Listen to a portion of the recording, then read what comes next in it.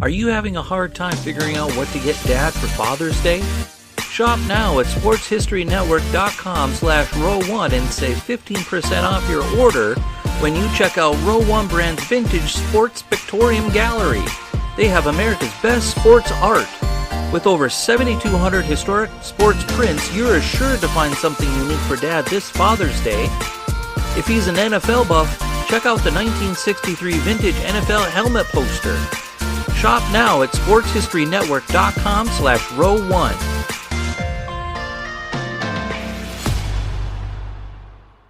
This podcast is part of the Sports History Network, your headquarters for the yesteryear of your favorite sport. You can learn more at sportshistorynetwork.com.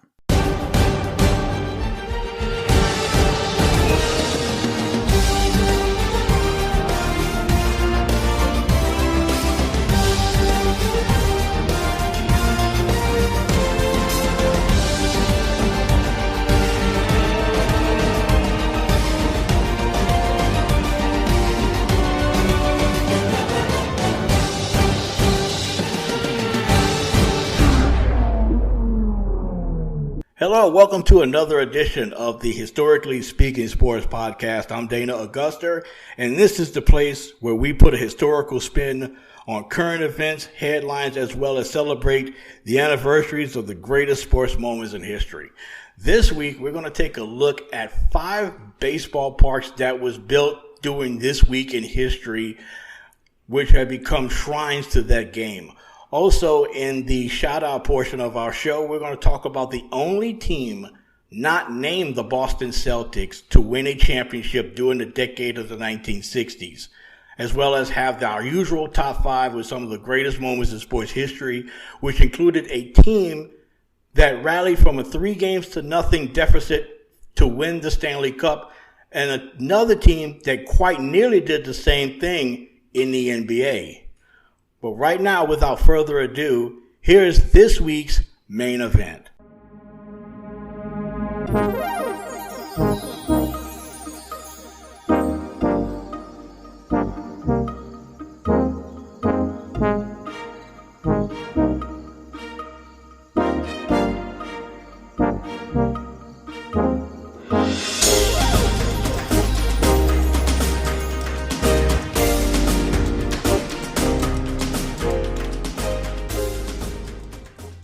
Hello, welcome back to this week's edition of the Historically Speaking Sports Podcast. I'm your host, Dana Auguster, and right now in this week's main event, we're going to talk about 5 Major League Baseball parks that opened during the course of this week in history that dates back to the dead ball era of baseball, where runs and home runs, for that matter, were very, very few, but at the same time, it was a premium on hitting, place hitting, as well as speed and defense.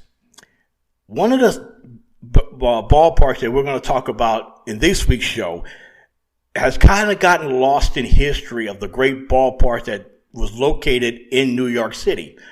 Of course, in Brooklyn, you had Ebbets Field, which was the site of Jackie Robinson coming to the majors. You also had a lot of great teams, a lot of great characters to grace the stands and the field at Ebbets Field.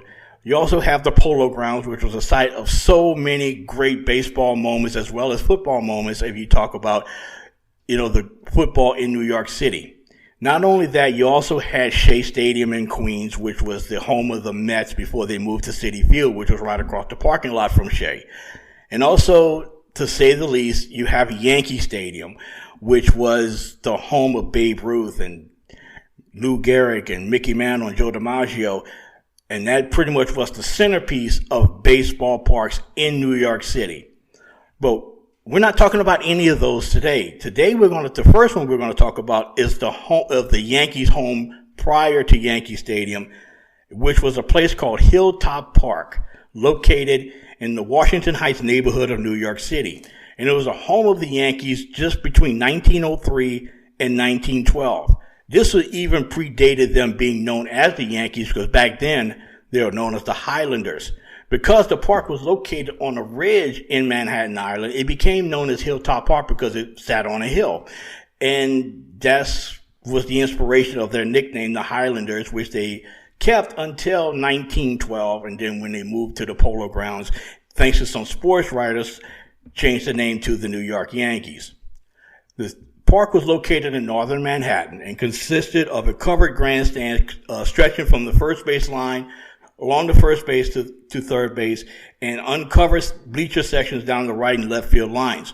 It was originally built in just 6 weeks and it just sat right at 16,000 fans, with standing room for an additional 10,000 that actually stood against the fence in the outfield and along the foul lines. Back then, that's where the standing room was, on the field.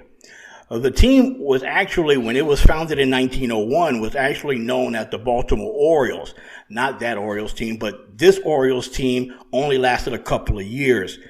And they moved to New York City in 1903 when Frank J. Farrell and former New York City Police Chief William Devery bought the franchise for only $18,000, which in today's money was $512,000. Imagine buying the New York Yankees for $500,000. Just keep that in consideration. When the park opened, it wasn't really a great park. Actually, the right field was constantly full of water, and the outfield grass really didn't grow all that well. And it wasn't really that big of a deal because the Yankees, or Highlanders, wasn't really a great team to begin with. But the lasting moment of that ballpark actually happened on May 15th, 1912. After being heckled for several innings, Detroit Tigers star Ty Cobb leaped the fence and attacked a handicapped fan who was hurling racial insults at him. He was suspended indefinitely by league president Van Johnson, but his suspension was just reduced to 10 days and $50.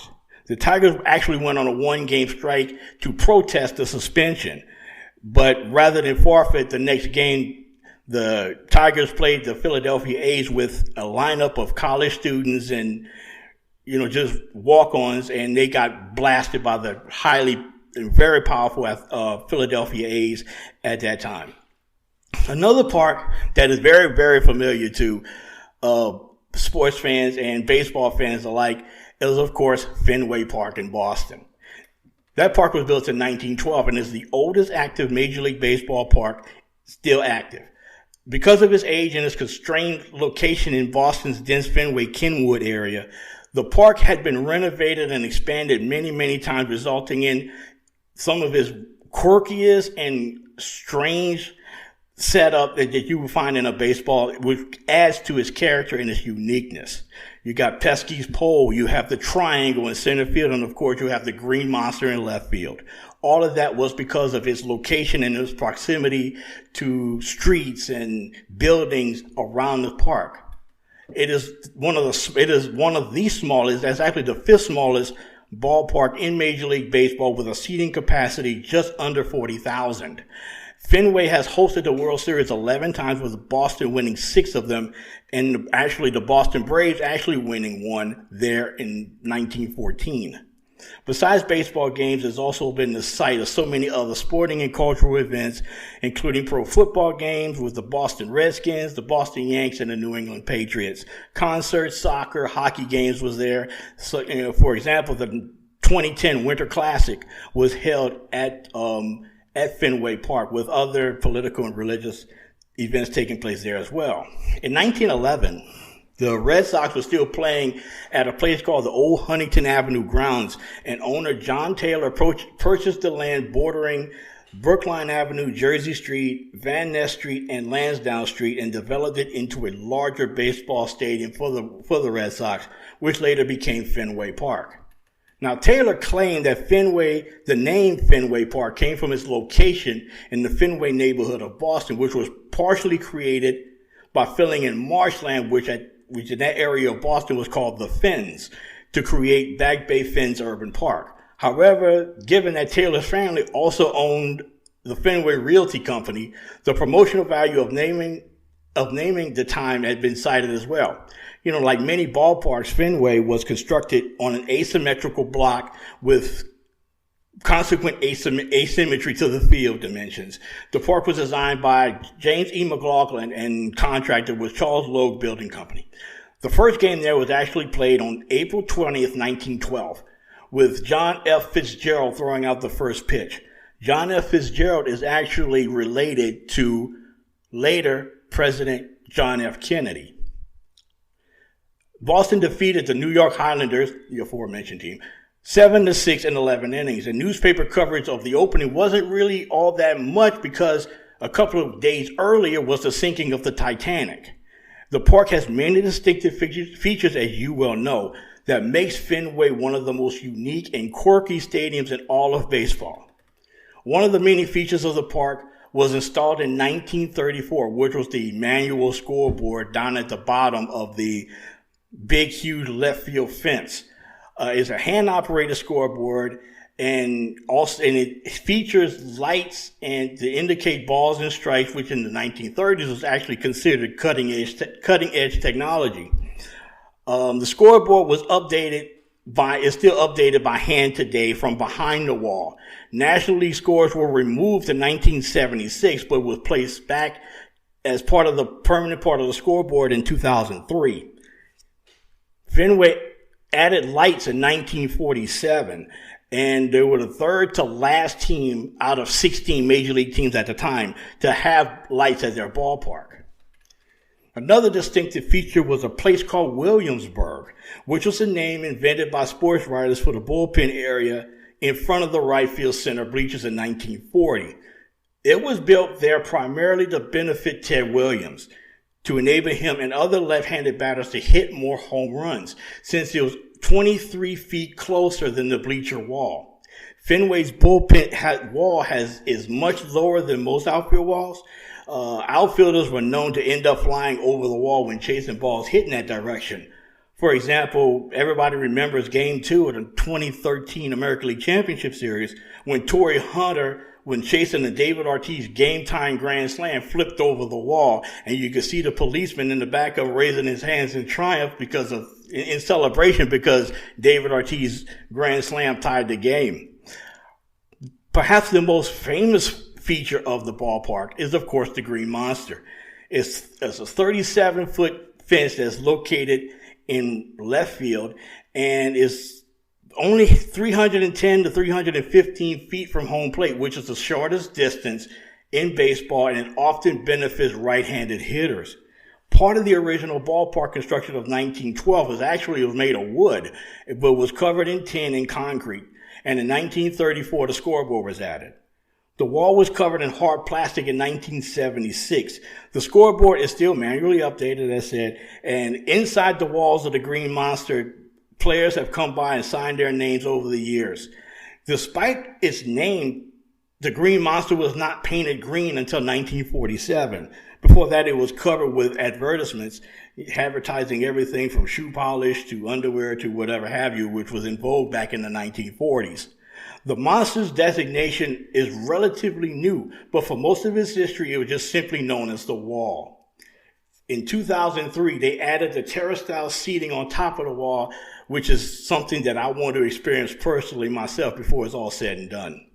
Another distinctive feature of Fenway is, of course, the triangle. It's a region of center field where the walls form a triangle whose far corner is 420 feet from home plate.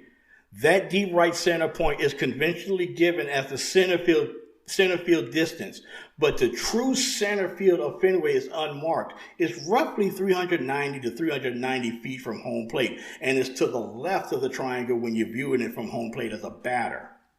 There's one red seat in the right field bleachers, which is section 42, row 37, seat 21, which signifies the longest home run ever hit at Fenway Park. That home run hit by Ted Williams was on June 9th, 1946, and was officially measured at 502 feet, which was well beyond Williamsburg. According to Hit Tracker Online, if the ball was unobstructed, it would have flown an incredible 520 to 535 feet. Another and last distinct feature of the ballpark is something called Pesky's pole, which was the foul pole down the right field foul line, which stands only 302 feet from home plate, the shortest outfield distance in Major League Baseball, either right or left field. Like the measurement of the left field line at Fenway, it has been disputed. Aerial shots show that it was noticeably shorter than the actual 302-foot line in right field. And Johnny Pesky himself, which was the longtime shortstop of the Red Sox, has said that it's around 295 feet. So despite the short wall and home runs in the area are relatively rare, the fence curves away from the foul pole sharply. And the pole is named, of course, like I said, after Johnny Pesky, who was a shortstop and also a coach for the Red Sox. Some of his 6 home runs at Fenway was right around this pole, but never off the pole. Now, Fenway Park is one of those ballparks that I've always wanted to visit. This next one I actually visited, and that's Wrigley Field in Chicago.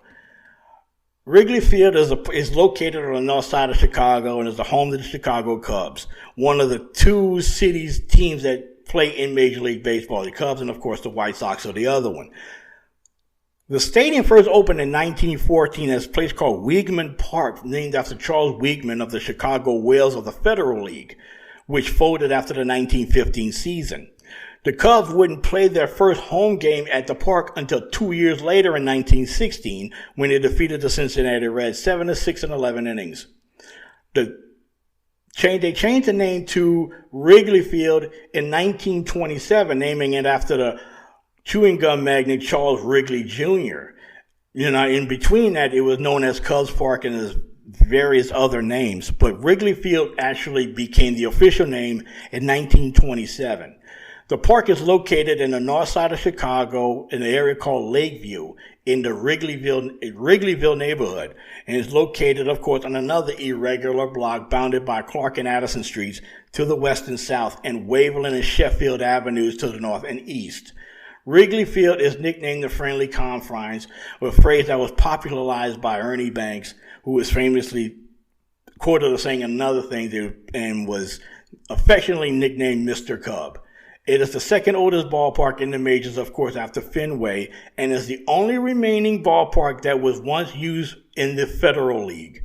Wrigley Field is known worldwide for, of course, its ivy-covered brick walls, its unusual wind patterns off of Lake Michigan, the iconic red marquee over the main entrance, and the manual scoreboard in center field. Between 1921 and 1970, it was also the home field of the Chicago Bears of the National Football League, and for a very short time, only 7 years, for the Chicago Cardinals. Now, baseball executive Charles Weigman hired architect Zachary Taylor Davis to design the park, which was ready for baseball for the Federal League's opening day. The Whales was a pretty good team in the Federal League, and they actually won the league championship in 1915. But when the Whales went out of business and folded, the Cubs owner was looking for another place to play because they were playing at an old dilapidated place called I think it was Capitol Line Grounds, I believe it was. And they played there for a number of years, and they decided, it's time for us to get another place. And they decided to leave that place and go to Weigman Field, which later became Wrigley, and of course became one of the most legendary ballparks in all of baseball. The park has famous, of course, for its outfield wall covered in ivy, and also there's several ground rules that deal with that with that ballpark, dealing with the wall.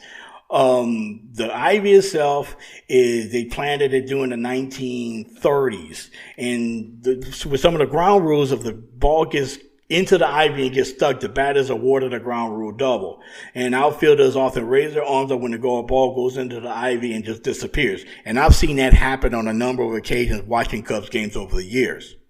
The Cubs, another distinctive thing about Wrigley Field was the fact that it went for the longest time without lights. They didn't get lights at Wrigley Field until 1988. And I was in high school then, and I remember watching the first night baseball game there.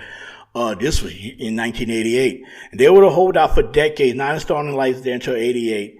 And the reason why, because baseball said that if you don't have lights at this stadium, that every postseason game that you're playing, you have to play it on the road. And one of the things that they had to do was they had to install lights to have a postseason game in Wrigley Field. So that was one of the main reasons, because if they didn't, they'll have to play home baseball games at St. Louis, which was their main arch rival. But they got it, and from then on, they've had a lot of amazing moments, especially at night playing at Wrigley Field. With the one that comes to mind automatically is the infamous Bartman incident with the foul, with the fan reaching over and obstructing Moises Alou of a foul ball during the 2003 National League Championship Series against the Marlins. But there was Cubs Park or Wrigley Field, but there was another stadium not too far from Wrigley Field that stood the test of time and was recently, well, not too long ago, torn down. And that was a place called Navin Field that when it opened. But everybody, all baseball fans, remember it as Tiger Stadium. Tiger Stadium, also known as Navin Field, and during that time it was also known as Briggs Stadium, located in the Corktown neighborhood of Detroit. And it hosted the Detroit Tigers of Major League Baseball from 1912 to 1999, as well as the Detroit Lions of the NFL from 1938 to 1974. The stadium was nicknamed The Corner for its location on Michigan Avenue and Trumbull Avenue.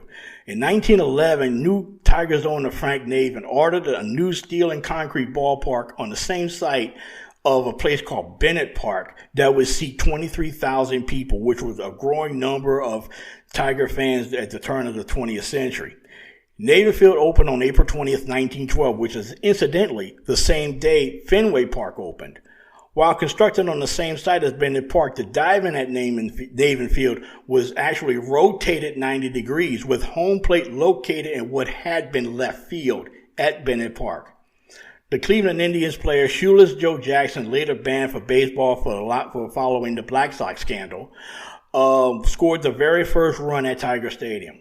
Tiger Stadium had a couple of distinct features, including a 125-foot tall flagpole that was in play, that was in the field of play. So a long drive to center field, center fielders would have to negotiate to find out where the ball was and remember where that foul pole was. It was right and left of dead center field near the 440-foot mark on the fence. That same flagpole was supposed to be brought to New Comerica Park, but it never happened. A new flagpole in the spirit of Tiger Stadium pole was positioned in fair play at Comerica Park, paying homage to Tiger Stadium, and until the fences were moved closer right before the 2003 regular season.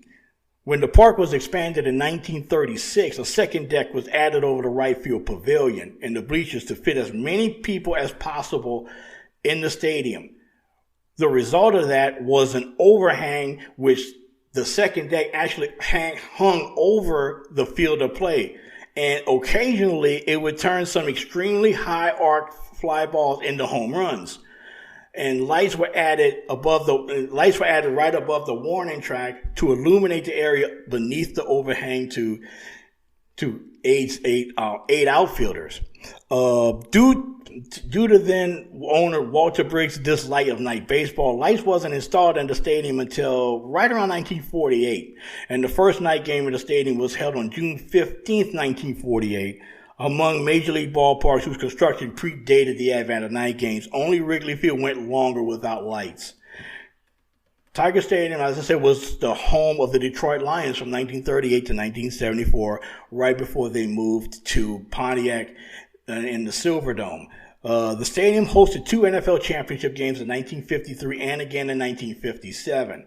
The football field ran mostly in the outfield version of the park, from the right field line to the left center field, parallel with third baseline. The benches for both the Lions and their opponents was on the outfield side of the field. The Lions played their final game at Tiger Stadium on Thanksgiving Day 1974 against Denver.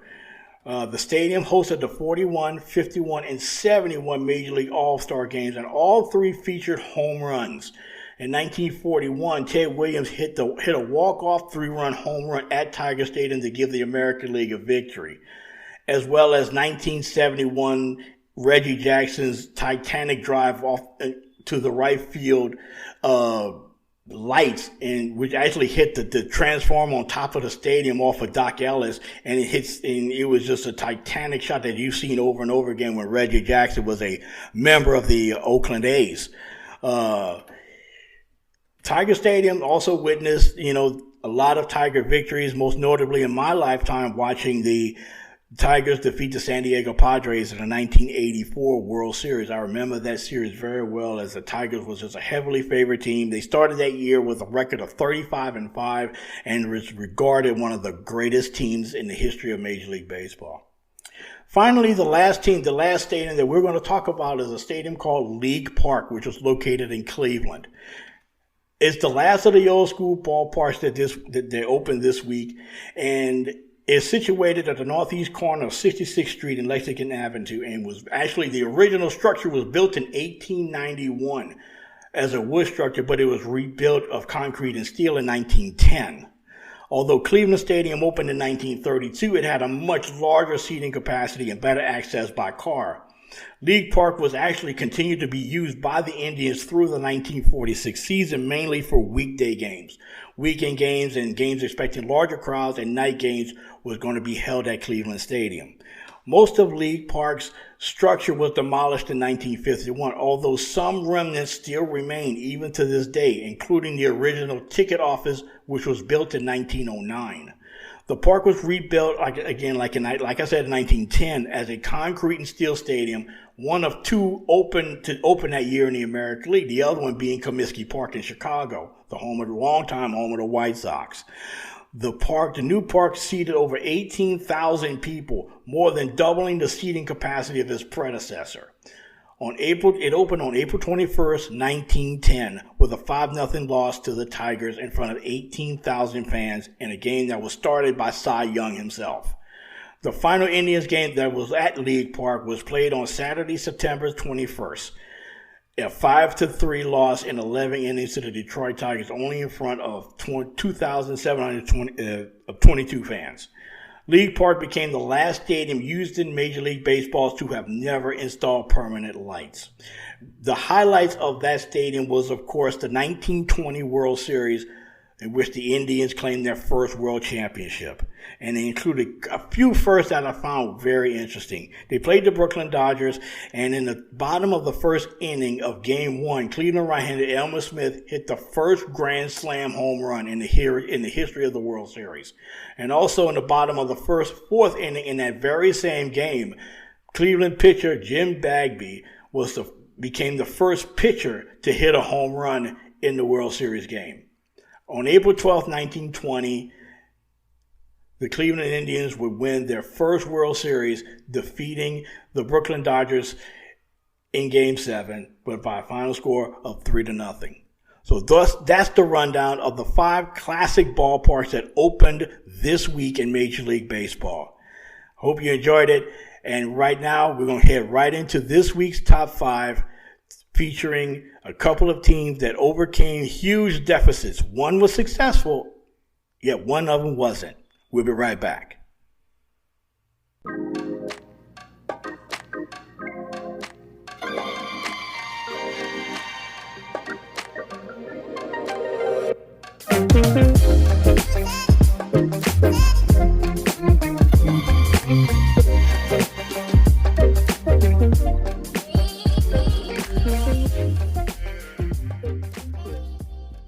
Hello, welcome back to the show. And before we get on with the rest of the show, one sign that we are definitely growing here at the Historically Speaking Sports Podcast, as well as the Sports History Network as a whole, is we have a sponsor, and that sponsor is newspapers.com. If you're listening to this podcast, you're probably a serious sports fan like me. And if you're into sports history, you really do need to check out newspapers.com. At newspapers.com, you can get access to over 640 million pages worth of news from U.S., from Canada, England, Scotland, Ireland, and more, dating back from 1898 all the way up to yesterday. Get a free 1-week subscription to newspapers.com by visiting sportshistorynetwork.com/newspapers. And with a paid subscription, you'll be also helping to support the production of this and other Sports History Network shows. That's sportshistorynetwork.com/newspapers. And now, back to the show.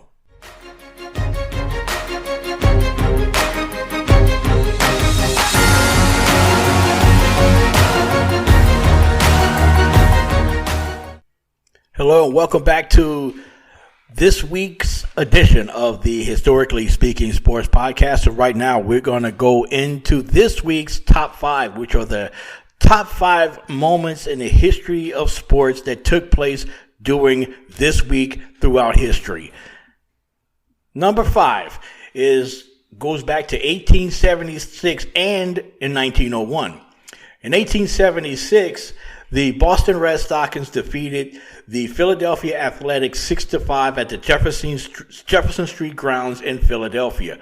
Why is that so significant? It was the very first game in the history of the National League. The Boston Red Sox was basically made up of players that was holdovers from the original, very first pro baseball team, the Cincinnati Red Stockings, but most of that team had moved over to Boston as part of the newly formed National League. Now, the Boston Red Stockings still exist to this day. Now they're known as the Atlanta Braves.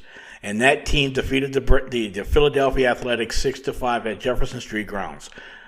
Also, in 1901, since we had the birth of the National League, we also now have the birth of the American League, which happened 25 years later, almost to the day, when the Chicago White Stockings, obviously the White Sox, they defeated the Cleveland Blues, now known as the Cleveland Indians, 8-2 to begin the American League. So number 5 was the creation and the very first games of the American League and the National League.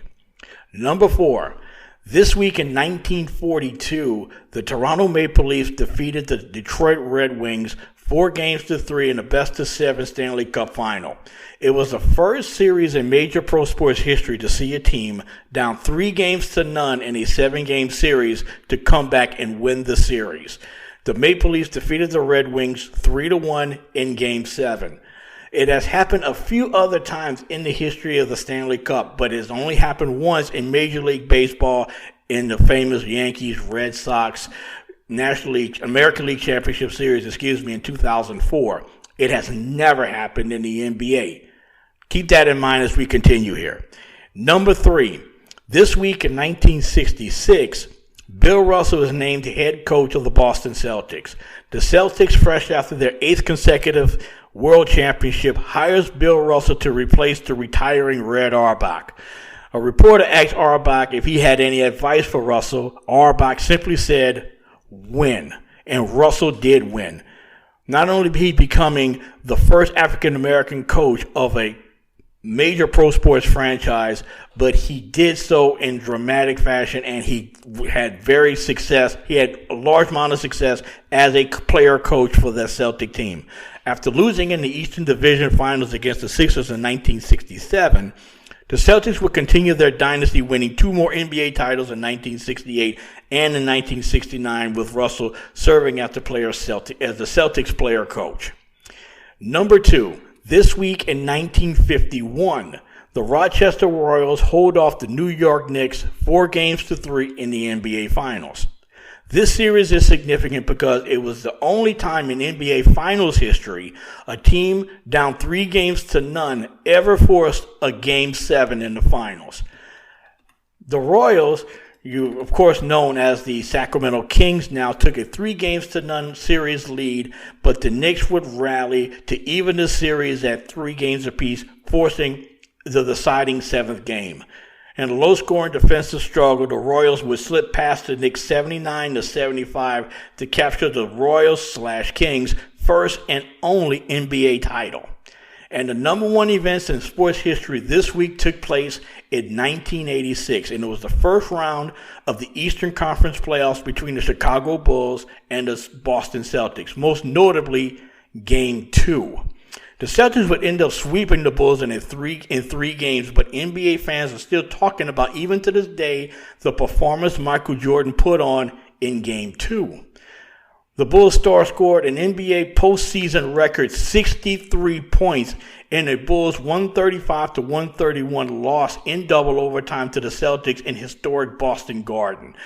The Celtics would eventually move on and win the NBA title that year, as the Celtics would roll off an unbelievable postseason run, beating the Rockets in the finals. That year, the Celtics had this unbelievable 40 1-1 record at home. The only loss that year at home came to the Portland Trailblazers. But Jordan would finish that game after scoring 63, going 22 of 41 from the field, while the Celtics would counter with Larry Bird, who led the Celtics with 36, and Kevin McHale had 27. That was the top 5 events of this week. To recap, number 5 was the first games ever held for the American League and the National League. Number 4 was the 1942 Toronto Maple Leafs erasing a 3-0 deficit to win the Stanley Cup. Number 3, Bill Russell becomes the head coach of the Boston Celtics and the first African American to be the head coach of a pro sports team. Number 2, the Rochester Royals hold off the New York Knicks in 7 games in the NBA Finals, and Michael Jordan's incredible 63 points in Game 2 of the 1986 Eastern Conference first round is this week's top 5.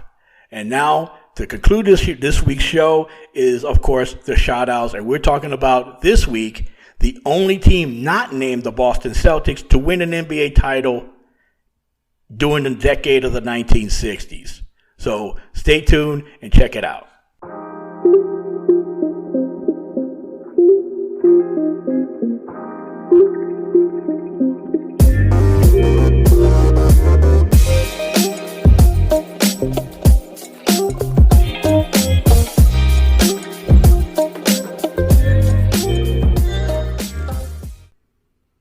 Hello, welcome back to this week's shout-out segment of the Historically Speaking podcast. This week's shout-out goes to the only team in the 1960s not named the Boston Celtics to win an NBA title. And they have gone on to become one of the greatest teams in NBA history. And we're talking about the 1967 Philadelphia 76ers. This week in that year, the Sixers were led by Wilt Chamberlain, who would pretty much pace the Sixers to their very first NBA title and the second in the history of the franchise after the team had won the 1955 NBA title as the Syracuse Nationals. In 1967, the playoffs marked a change in the league's playoff format. Every playoff since 1955 had given the number 1 seed in each division a first-round bye. However, this year it would be different, as the NBA increased the number of playoff teams to 8, thereby eliminating a first-round bye for the regular season conference champs, where it was divisions back then. The Sixers will return to the postseason after posting a record of 68-13, which was the best record in NBA history at the time and the 4th most wins in an NBA regular season in the history of the league. This would be the 3rd appearance in the postseason for the Sixers, who had moved to Philly from Syracuse after the 1963 season. Chamberlain, of course, was the centerpiece, dominating inside with the dominating inside presence of Chamberlain, but there was also a lot of great players around him. For example, joining Chamberlain in the front court was power forward Luke Jackson, standing 6'8", 250 pounds, and was the prototypical power forward who dominated the interior along with Chamberlain. Another great player that was on the front line for the Sixers was Chet the Jet Walker, who added athleticism and dead-eye outside shooting. Pacing the offense for the Sixers was Hall of Famer Hal Greer, who was just one of the great point guards in the decade of the 60s. And if you had to compare Hal Greer with somebody that is playing today, I would have to compare him to someone like a Kyrie Irving, who was kind of small in stature, but he had 1,000 moves. He was a great finisher around the rim, but also he was a great floor leader and was adept at assists and leading an offense. Very, very well-rounded point guard. Other players on that team included Wally Jones, who was another great outside shooter, and coming off the bench would be a pair of really great athletic players who would become big contributors for that 76ers team. Billy Cunningham, the Kangaroo Kid out of the University of North Carolina, was one of them. He would later go on and lead the Sixers as a head coach to the 1983 World Championship for the Sixers, coaching Dr. J and Moses Malone and Mo Cheeks in that group. And also another player who wasn't really well known at the time, but if you was a basketball fan of the 1990s, you recognize the name of Matt Guokas, who was a rookie, but he would later become the lead NBA analyst for NBC when they covered the NBA during the 1990s, teaming up with Marv Albert. He was an outstanding player who was a great defensive whiz and also another dead-eye shooter. The Sixers would open the postseason against the Cincinnati Royals, led by All-Star Oscar Robertson. And the Royals would shock Philly in Game 1, beating them 120-116. But the Sixers would get it together, regroup, and win 3 in a row to end the series at 3-1. However, waiting for the Sixers in the Eastern Conference Finals would be the Boston Celtics, 8-time NBA champion. They had Bill Russell and John Havlicek, Sam Jones, Casey Jones, and the like. But the Celtics was the second-seeded team in the Eastern Conference behind the Sixers' stellar record. So they would begin the postseason on the road in Philadelphia, playing at the Philadelphia Convention Hall. Leaving nothing to chance, the Sixers went off and dominated the series like the Celtics had never, ever been dominated before. The Sixers won the first 3 games handily, one of them in Boston Garden. Game 4, trying to eliminate a sweep, the Celtics would rally behind Bill Russell and John Havlicek to avoid elimination, but all that did was pretty much delay the inevitable. With the crowd chanting, "Boston is dead, Boston is dead," the Philadelphia 76ers would rout the Celtics 140-116, ending the Celtics championship string and kind of putting a interruption, as you would say, to the Celtics string of championships and the dynasty itself. The Sixers would celebrate the feat of ending the streak of Celtic dominance, but they still had some business to take care of. And that was to face Wilt Chamberlain's former team, the San Francisco Warriors, led by 2 future Hall of Famers within their own right, Rick Barry and center Nate Thurmond. After the Sixers won games 1 and 2 in Philly, they had to travel to San Francisco, and the Warriors will respond in a big way. In Game 3, led by Rick Barry's 55 points, the Warriors would knock off the Sixers 130-124. The Sixers would win Game 4 as the Warriors would stave off elimination, winning Game 5 in Philly. However, in Game 6, behind Wally Jones's 27 points, 20 of which coming in the second half, the Sixers will win their very first NBA title in Philadelphia, winning, actually it was in San Francisco, with giving the Sixers their first ever NBA title, winning 125-124. Many historians consider that 1967 Philadelphia 76ers as one of the great teams in NBA history, with the feat of ending the Celtics' 8 consecutive NBA title streak and knocking off a very formidable San Francisco Warriors team led by 2 Hall of Famers that obviously would give them instant credibility as one of the great teams that the NBA had ever seen. And that would pretty much end this week's show. I'm glad everyone enjoyed it. I was very, very thankful to bring it to you this week. And this show was really good, but just wait till the next one. I'm Dana Augusta, your host. I'll see you next week.